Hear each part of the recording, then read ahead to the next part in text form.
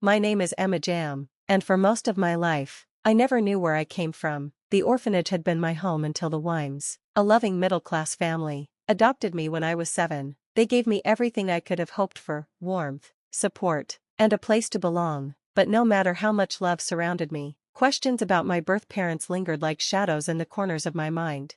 One crisp autumn morning, when I was 28, my adoptive mother, Mrs. Liu, called out to me. "Emma, sweetheart, you have a visitor." I had been sifting through old photographs, piecing together fragments of a past I barely remembered. When I looked up, a distinguished older man in an impeccable suit stood in our modest living room. "Hello, Emma," he said, his voice carrying a weight of unspoken emotions. "I'm James Chin, your father." That moment changed everything. James told me about my mother, how she had died giving birth to me, and in his grief, he had made the agonizing decision to give me up for adoption. He had spent years searching for me, tormented by regret, and now, finally, he wanted to reconnect, but there was one condition. "I want to get to know you," he said earnestly, "but for now, I need our relationship to remain private. There are complicated business matters I must handle first." Something about his request felt unusual, but I agreed. His sincerity was undeniable, and I had spent my entire life craving answers. What I didn't realize was how that decision would set off a chain of events that would shake my world. 3 years later, I met Michael Wu at a small coffee shop. He was charming, thoughtful, and refreshingly different from his prestigious, old-money family. We fell in love quickly, and after a whirlwind romance, we married in an intimate ceremony. That was when I met his mother, Victoria Wu. From the moment she laid eyes on me, Victoria made her disapproval crystal clear. "Michael," she said during our first family dinner, her voice laced with condescension, "couldn't you have found someone more suitable?" Michael squeezed my hand under the table, but said nothing. It was the first of many times he would choose silence over standing up to his mother. I kept my relationship with James a secret, even from Michael. My biological father had become a cherished presence in my life, sharing stories of my mother, showing me faded photographs, and helping me understand my roots, but he was still dealing with pressing business affairs, and for now, discretion was necessary. Meanwhile, Victoria made my life unbearable. With every cold remark and veiled insult, she reminded me that I didn't belong in her world. The breaking point came during the annual Wu family reunion at Victoria's sprawling estate. As guests arrived in their designer clothes and luxury cars, she pulled me aside. "The cleaning service cancelled at the last minute," she said smoothly. "Since you're used to manual labor, you'll help keep things in order today. The supplies are in the kitchen." I stared at her, stunned. "You want me to clean during the reunion?" She smiled, a slow, deliberate smirk. "Well, it's not like you'll be missing any important conversations." Michael overheard but merely looked away, his face tinged with shame. Just do it, Emma," he muttered. "You know how my mother gets." Fighting back the sting of betrayal, I went to the kitchen.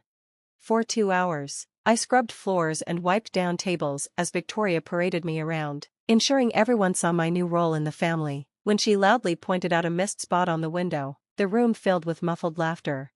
"Emma, dear," she called out mockingly, "attention to detail must not be a priority in public schools."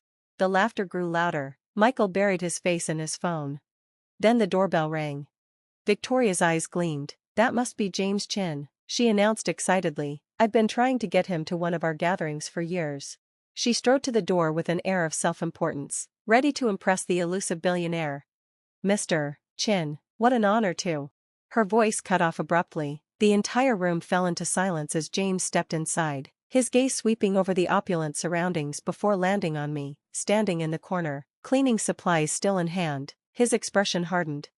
"Emma," he said, his voice tight with controlled fury, "what is going on here?" Victoria glanced between us, her confident smile faltering. "Oh, you know my daughter-in-law?" James's eyes never left mine as he spoke, his voice like ice. "No, she is my daughter." The hush that followed was absolute. Victoria's face paled. "Your daughter?" she whispered. James stepped forward, his presence commanding. "Yes, my only child, heir to everything I've built." His gaze darkened. "And I'd like to know why she's being treated like a servant in your home." Victoria stammered, struggling for words. We didn't. I mean..." James cut her off. "I've been watching, observing how you treat my daughter, and now, I've seen enough." Michael finally found his voice. Mr. Chin, I had no idea Emma was your daughter. James turned to him, his expression unreadable. Would it have mattered? Would you have defended her if she weren't my daughter? Should her worth depend on my wealth? Michael had no answer. The shame on his face spoke louder than words. James surveyed the room, his voice cold and commanding. Let me make something very clear. Emma is my daughter and heir to the Chin fortune, James declared. She has been raised with values that clearly exceed those taught in this household. He placed a firm yet gentle hand on my shoulder. Now, it's time for some changes. Victoria's expression flickered, shock, calculation, and then a sudden, honeyed smile. Oh, Emma, why didn't you tell us? She cooed. We would have welcomed you properly. This was all just a misunderstanding. I let out a breath, steadying myself. A misunderstanding? Like when you called me a gold digger behind my back, or spread rumors about my past? Or just now, when you made me clean your house while your guests laughed? I. Victoria faltered, her practiced grace slipping. James turned to me, his voice calm but firm. Emma, would you like to leave? I glanced at Michael, still silent, shrinking into himself, then at Victoria, her face a mask of desperate calculation, and finally, at the relatives who had laughed at my humiliation minutes ago. Yes, I said, my voice steady, I would. As we walked toward the door, Victoria's voice rose behind us, sharp with desperation. Wait, please, we can discuss this as a family. James stopped, turning back with icy precision. Family? His voice cut through the room. You've made it clear what family means to you, Victoria. Now, you'll learn what it means to us. The Wu family stood frozen, suddenly looking very small in their sprawling mansion. The next morning, my phone exploded with calls. Michael, 20 times. Victoria, 12. Even Thomas Wu, usually a quiet accomplice to his wife's cruelty, had tried to reach me. I ignored them all, sitting in my father's penthouse office, watching the city hum beneath us. James ended a phone call and turned to me. The audit of Wu Enterprises is complete, he said. It's worse than we thought. I raised an eyebrow. How bad? James leaned back in his chair. Victoria's extravagant lifestyle, the mansion, the parties, the designer wardrobe, it's all built on debt. They've been borrowing against their properties for years, taking out new loans to cover old ones. A house of cards. My phone buzzed again. Another message from Michael. Please, Emma, let's talk. Mother is beside herself. I stared at the words, my stomach twisting, not with regret, but with clarity. What happens now? I asked. James smiled faintly. Now, we watch the cards fall. That afternoon, Victoria Wu received notice. Chen Banking Corporation was calling in all outstanding loans for immediate review. Their accounts were frozen pending investigation. Within hours, she was at the Chen Corporation building, demanding to see my father. Mrs. Wu is here, James's assistant said, barely suppressing a smirk. She's quite insistent. Send her in, James said. I remained in the corner of the office, watching as Victoria stormed in, her designer handbag swinging wildly. This is outrageous, she fumed. You can't do this to us. Actually, James said, his voice calm as ever, I can, and I am. Please, sit. I will not. How dare you freeze our accounts? Do you know who we are? Yes, I spoke up. You're the woman who made her daughter-in-law scrub floors during a family gathering. Victoria spun toward me, her face paling as if she were only now realizing I was there. Emma, I was just coming to apologize about that unfortunate misunderstanding. Unfortunate misunderstanding? James echoed, his voice steel. Let's review some other misunderstandings, shall we? He opened a folder on his desk. Last Christmas, you told Emma she couldn't join the family vacation because, and I quote, servants should know their place. At Michael's birthday, you seated her in the kitchen with the staff. When she was sick last month, you told your son he should have married someone with better breeding. Victoria sank into a chair, her bravado evaporating. How did you? I had people watching, James said simply, documenting everything. You see, when I found my daughter after 21 years, I wanted to know exactly what kind of family she had married into. The door burst open again, this time. Thomas Wu and Michael rushed in. James, please, Thomas began, his voice tight with desperation. Surely, we can. Can what? James cut in smoothly. Pretend none of this happened? Sweep it under the rug, like you've done with everything else? Michael finally stepped forward. Mr. Chin, I love Emma. I never meant.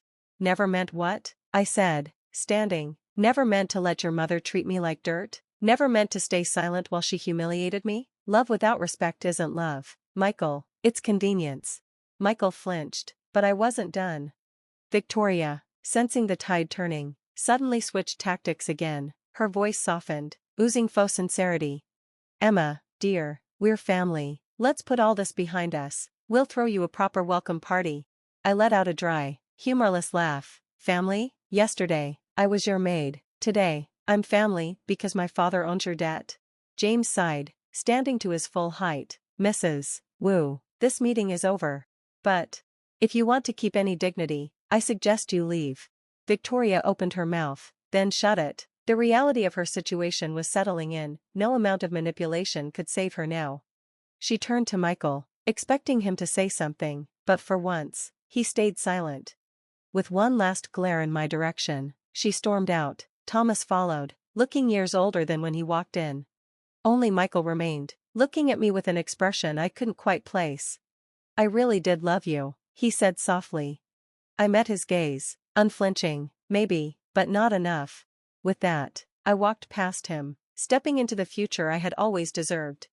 And behind me, the house of cards finally came crashing down. I was the help yesterday, today, I'm family. Is that how it works? James cleared his throat, his voice measured but firm. Here's what's going to happen. The Wu properties will be thoroughly audited. Any irregularities will be reported to the proper authorities. The loans will be restructured, at significant cost to you. Victoria's face drained of color. But the mansion, she whispered. Thomas hesitated. Our homes will need to be sold, James finished, to cover your debts. You've been living beyond your means for years. Victoria, it ends now. Michael took a step toward me, his voice low, pleading. Emma, please don't do this. We can work things out. I looked at him, really looked at him, the man I had once loved, the man who had never once stood up for me. You know what hurts the most, Michael? I said, my voice steady. It's not the cleaning, it's not the humiliation, it's that you watched it all happen and did nothing.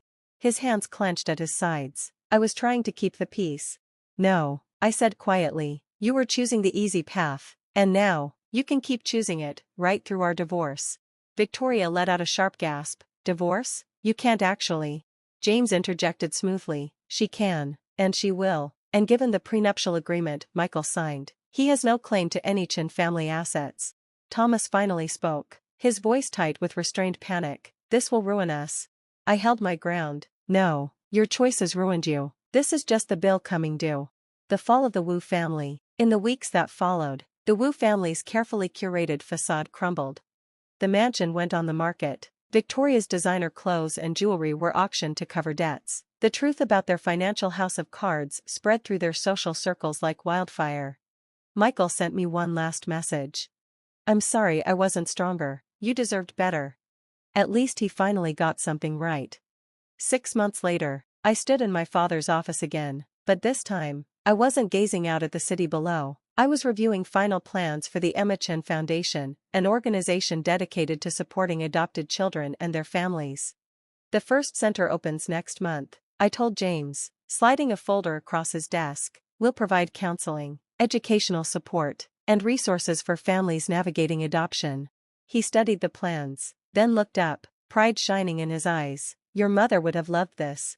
I heard that Victoria Wu now worked as a real estate agent, selling the kind of luxury homes she once owned. Michael had moved to another city, trying to rebuild his life. And their mansion? It had been transformed into a community center, funded by the Emma Chen Foundation. Sometimes, I drove past it on my way to work. The gardens, where I once held cleaning supplies, now hosted children's playgroups. The grand dining room, where I was humiliated, had become a classroom where kids learned to code. James accompanied me on one of these visits, watching as I led a coding workshop. You know, he said as we observed the children, revenge is usually empty, but what you've done here, turning pain into purpose, that's real power. I looked at the children, each one carrying their own story of belonging and searching. The Wus thought power meant putting others down, I said, but real power is lifting others up. A new chapter. Last week, I received an invitation to a Wu family gathering. Apparently, they were trying to rebuild their social connections. On the same day, I was invited to speak at a national adoption advocacy conference. I sent my regrets to the woos. Some chains don't need to be maintained. Standing at the conference podium, sharing my story with hundreds of families, I finally understood, sometimes, life's greatest gifts come wrapped in its deepest wounds. The pain of rejection had led me to my true path. The search for belonging had helped me create a place where others could belong. And that mansion? It was no longer a symbol of cruelty, it was a sanctuary of hope. I later heard that Victoria had unknowingly given a house tour to one of my foundation's board members. She hadn't recognized him. Apparently, she had spent the entire time reminiscing about how she used to move in much higher circles. Some people never learn. But their lessons can teach us all. Looking back, I realize now that true family isn't about mansions, money, or maintaining appearances. It's about love that lifts, courage that transforms, hearts that grow bigger through breaking. The sun set over my foundation's community center, the former Wu Mansion, casting a golden glow over its windows.